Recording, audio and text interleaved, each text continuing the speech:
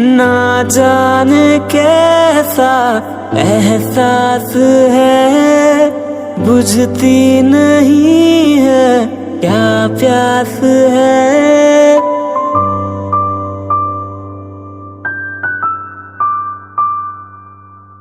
ना जाने कैसा एहसास है, बुझती नहीं।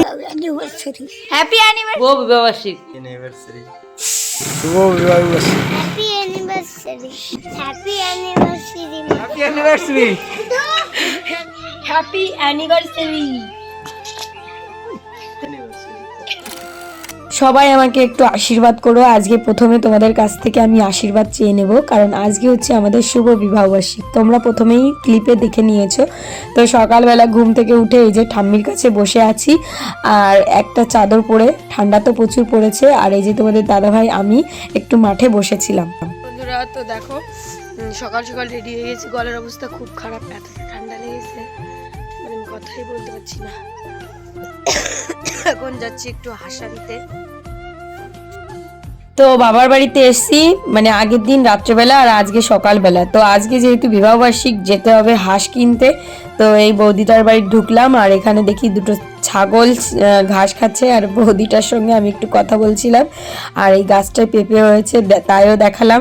তো সকালবেলা বেশ একটু ওয়েদারটা মিষ্টি মিষ্টি, তার ভিতর বাইকে গেলেও সত্যি একটু ঠান্ডা লাগবে।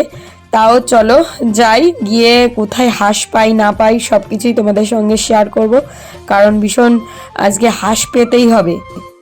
কারণ আমাদের এখানে না এই গ্রামে বেশি একটা হাঁস টাস পাওয়া যাচ্ছে না, সব জায়গায় খোঁজ খবর লাগিয়েছি। তো দেখো এই যে তোমাদের দাদাভাই, আমি আর আমার বোন বর্ণালী তিনজন মিলে বেরোবো। তো বাচ্চাগুলো বাইকে উঠে পড়েছে, ওরা আর নামবে না। তো এই যে দেখো মুসলিম বাড়িতে এসছি হাঁস কিনতে, মানে সারা এলাকা খুঁজে খুঁজে পাইনি। তারপরে একটা রাস্তার পাশে একটা মহিলার কাছে জিজ্ঞাসা করছি, বলছে ওই বাড়ি হাঁস আছে, বিক্রি করবে না। জোর করে উনি রান্না করছিল, ওনার থেকে আমি আমার জোর জুলুম চালিয়ে হাঁস নিয়ে এলাম। তো এই যে 3টে হাঁস এনেছি, একটা হাঁস বিক্রি করবে না, সেখানে আমি 3টে হাঁস নিয়ে এসেছি। তার মানে কীরকম কথা বলতে হয়েছে, মানে ওনারা খুবই ভালো। তো এই যে 3টে হাঁস এনেছি, এখন তো কিছু করা হবে না, এই হাঁসগুলো এখন আমি রেখে দেবো। আমাদের একটা খাঁচা আছে, আমার মা হাঁস মুরগি পুষতো, কিন্তু আমার বোনের অপারেশন হওয়ার সময় তখন ওই যে বিক্রি করে দিয়েছে, মানে খাওয়াই হয়ে যায়, বিক্রি আর হয় না, মানে করি না আমরা। বিশেষ করে আমরা অনেকগুলো বোন বাড়িতে আসি তখন আর কি ওইটাই করা হয়। তো ওই যে হাঁস রেখে দিলাম, তারপরে সকালবেলার খাওয়া খাবো, কারণ আমরা সকালবেলায় গিয়েছিলাম খুঁজতে। মা রান্না করেছে কচু দিয়ে তরকারি, মান কচু, আর হচ্ছে কি মাছ, আমার বোন এনেছিল ভেটকি মাছ। তো তারপরে খাওয়া দাওয়া সেরে দেখো মার সঙ্গে একটু বাসন মাজায় হেল্প করলাম, কারণ এটা করাই হয় না। তো অনেক মানুষ একসঙ্গে হলে মা একা কি পারে বলো। তো যে সবাই মিলে করলে হাতে হাতে মারও একটু হেল্প হয়, মার ভালোও লাগে, তাই না, মেয়েরা একসঙ্গে গল্প করে কাজ করা। তো এই যে মা বাসনগুলো মেজে দিচ্ছে আর আমি কলে বসে ধুয়ে দিচ্ছি। তো এই যে আমার সব বাসনগুলো ধোয়া হয়ে গেছে, তো এখন রেখে দিলাম। খাওয়া দাওয়া সেরে আমি আর আমার ছোট বোন বেরিয়েছি একটু ঘুরতে, মানে বাড়ির আশেপাশে সব বৌদিদের সঙ্গে একটু কথা বলি। তো এই যে হচ্ছে আমার পিসির শাশুড়ি, মানে ঠাকুমা হয়, তো আমার পিসি বাড়ির পাশেই। তো ঠাকুমার শাড়িটা নাড়তে পারছিল না, তো আমার বোনও পারে না, আমি ক্যামেরা ধরেছিলাম বলে তারপরে আমিই মেলে দিলাম। তো ঠাকুমাকে বললাম কেমন আছো ঠাকুমা।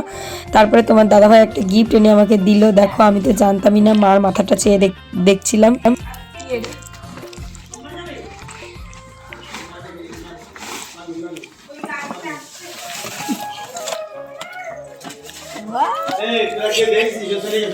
শিল্পী দেখে যা তো জামাইবাবু কি আনছে আমার জন্য।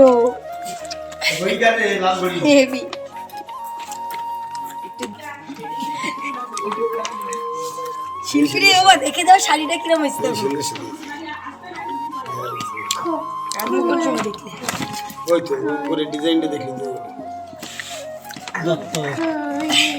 খুলতেও পারে না।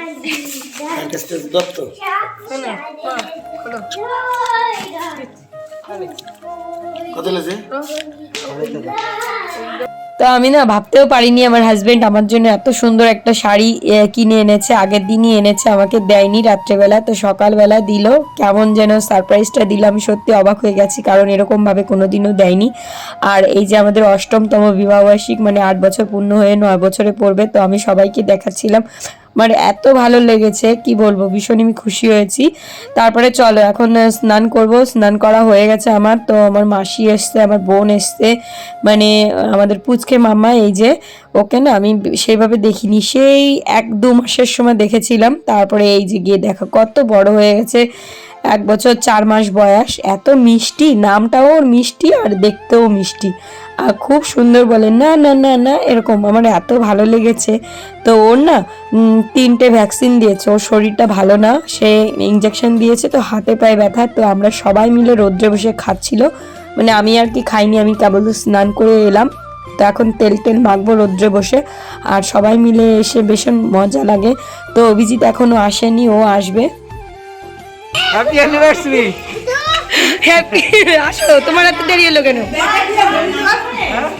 এত দেরি হলো কেন? আর এই যে পুচকে মামাটাকে জামা পরাচ্ছে, মানে সকালবেলা থেকে আমরা বেশ মস্তিতে আছি, একটু একটু করে তোমাদের সঙ্গে ভিডিও ক্লিপ তুলছি, কারণ বাবার বাড়ি এসে না বোনরা মিলে এত মজা করি, সত্যি এই দিনগুলোর কথা যখন শ্বশুর বাড়ি চলে যায় তখন খুব মিস করি। মামা কুদু কুদু কুদু কুদু, মাসিমণিকে খাই দাও তো, খাই দাও। নেব না যাব না। ছেলে এই যে সিঞ্জিনির বাবার জন্য এটা আমি দিলাম না,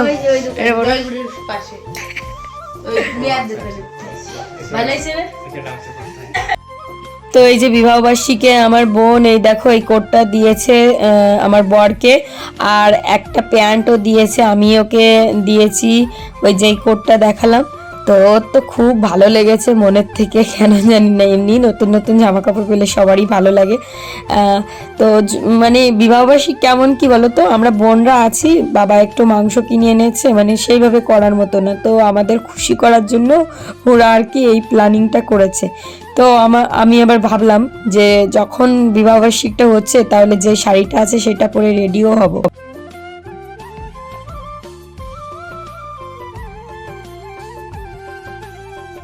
তো দেখো এই যে আমার বোন আমাকে শাড়িটা পরিয়ে দিচ্ছে, আমি ভাবছিলাম একাই পরবো, কিন্তু ও পরিয়ে দিচ্ছে, থাক, মানে কেউ একটু সাজিয়ে দিলে সেই বিয়ের দিনের মতো ফিল হয়, কি সুন্দর করে শাড়িটা পরিয়ে দিচ্ছে, তেমন কিছু জিনিস আনিনি, তো দিক। আর এই যে দেখো তোমাদের দাদাভাই তো একদম রেডি, ওকে বললাম যে জামাটা পরো, তো পরে এই যে। তো বন্ধুরা দেখো আমার বোন আমাকে সাজিয়ে দিয়েছে, আর তুমি রেডি হবো না? হ্যাঁ মা, এত কিছু দিয়ে কি লাভ হলো, এখনো সিঁদুর পরা কমপ্লিট হয়নি, তো আমি এই যে শাড়িটা পরেছি, দেখো, চলো তোমাদের ফুল লুক দেখাচ্ছি একবার রেডি হয়নি। ও এই বোন আমার সাজিয়েছে, আর এই বোন ব্যস্ত ছিল মেয়েকে ঘুম পড়ানোর জন্য, আর এই গান চালাস নে, কপিরাইট পড়বে। আর এই যে বসে রয়েছে আর একটা বোন। তো চলো ছোট্ট একটা আয়োজন করা হয়েছে, মানে একটুখানি কেক এনেছে, তো এখন কেক কাটবো। তো আমার চোখের ভিতর কেমন যেন খচখচ করছিল। তারপরে চলো এই যে অভিজিৎকে দেখাতে এলাম, দেখো তোমার বউ কি করে সাজিয়ে দিয়েছে আমাকে।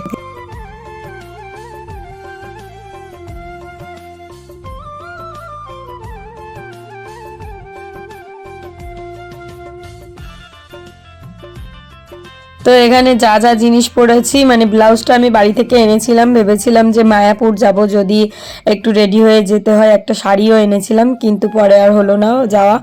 তো যাই হোক দেখো রেডি হয়ে নিয়ে এখন মাকে আর মাসিকে দেখাতে যাচ্ছি। রাত্রেবেলা মা আর মাসি মিলে এই যে এই ঘরে রান্নাবান্না করছে, মানে হাঁসের মাংসর যে হাঁসটা আনা হয়েছিল সেই হাঁসটাই রান্না হচ্ছে।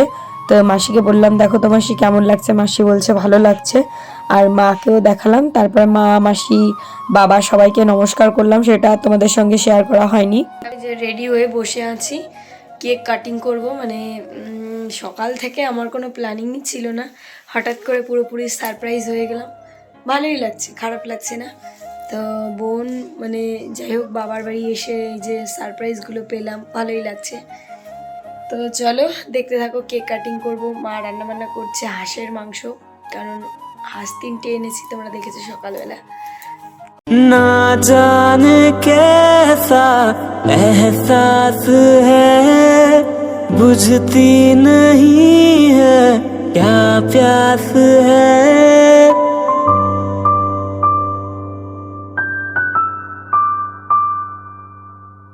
ना जाने कैसा एहसास है, बुझती नहीं है क्या प्यास है। क्या नशा इस प्यार का मुझ पे सनम छाने लगा। कोई न जाने क्यों चैन होता है क्या। দেখো বন্ধুরা, এই যে তো এখন আমরা কেক কাটিং একটু শর্ট দাঁড়া, আমি ছবি তুলবো। যা যা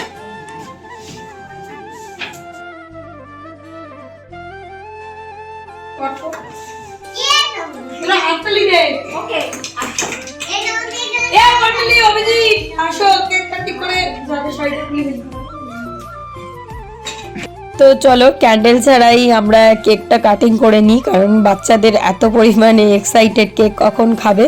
তো সবাইকে ডাকলাম, এখন খাওয়া দাওয়া হবে। Happy anniversary. এই বুড়ে হ্যাপি বার্থডে বলতিস। এই খাওয়া দাও, খাওয়া দাও, তাড়াতাড়ি খাওয়া দাও। ভিডিও করা জানি সাথে দেই।